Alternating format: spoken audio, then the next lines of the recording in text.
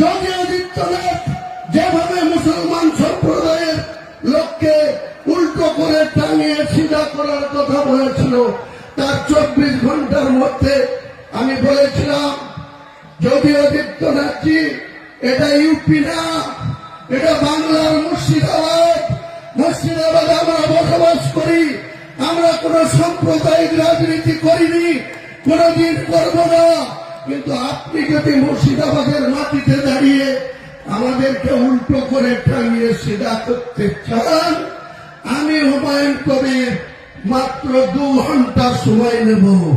নির্দেশ দিলেই আপনার এই বিজেপি করা হিন্দু কটাকে 2 ঘন্টার মধ্যে ভাগীরথীর জলে ঝাঁপ দেওয়া করতে পারি।